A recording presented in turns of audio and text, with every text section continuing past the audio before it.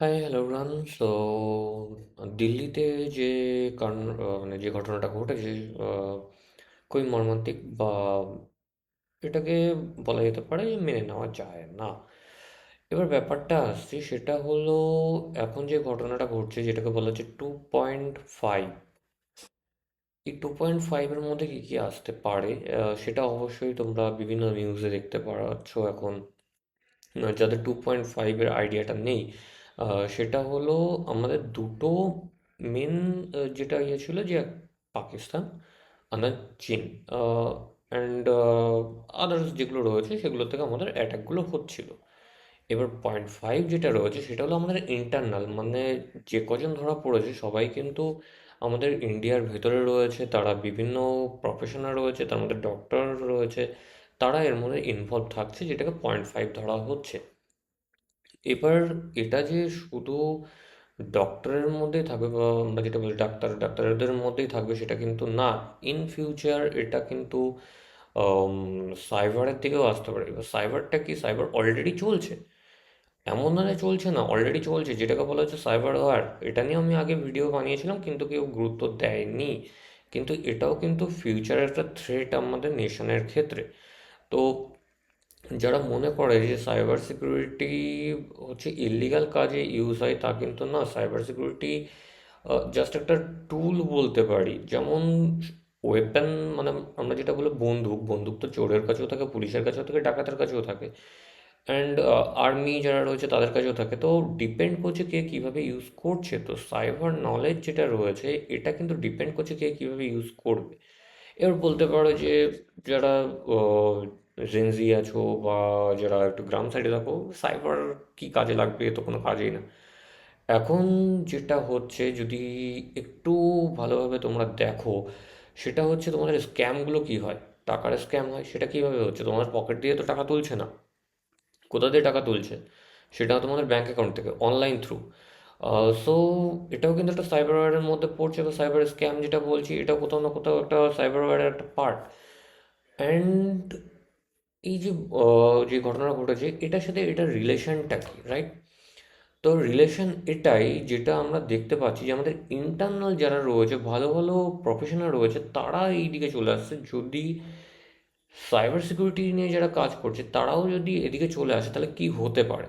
First of all, এখন সব কিছু অনলাইনে চলে এসছে, অ্যান্ড যা কিছু ট্রানজ্যাকশান থেকে শুরু করে আমরা ঘর থেকে বাইরে বেরোচ্ছি, কোনো অনলাইন পারচেস করা হোক, কোনো দোকানে গিয়ে কোনো পেমেন্ট হোক, অ্যান্ড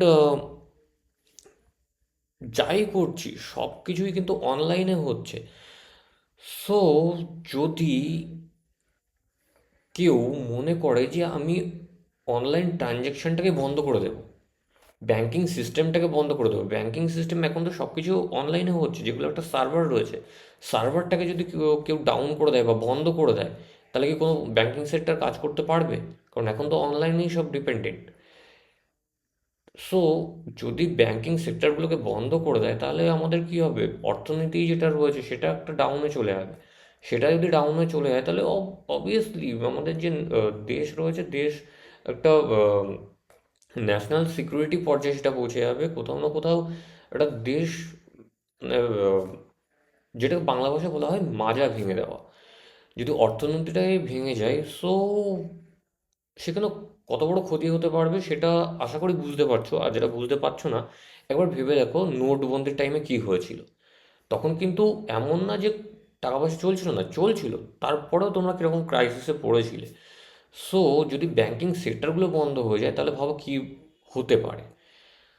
সো সাইবার সিকিউরিটিটাকে একদমই অবহেলার হিসাবে দেখো না। আর হ্যাঁ, এটাই বলবো, যারা সাইবার সিকিউরিটি নিয়ে পড়ছো তারা এরকম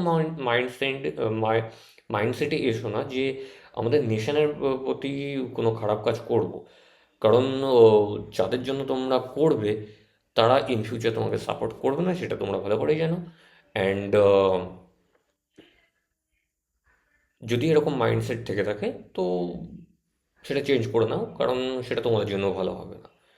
সো এটুকুই বলা ছিল। আর এটা নিয়ে একটা ডিটেলস ভিডিও করবো। এর মধ্যে একটা রেড টিম থাকে, ব্লু টিম থাকে, অনেক কিছু ব্যাপার থাকে। তো যেটা সাইবার ওয়ার বলছিলাম, যারা রেড টিম যেটা হয়, সাপোজ আমি একটা বেসিক আইডিয়া দিয়ে আমি ভিডিওটাকে ক্লোজ করছি।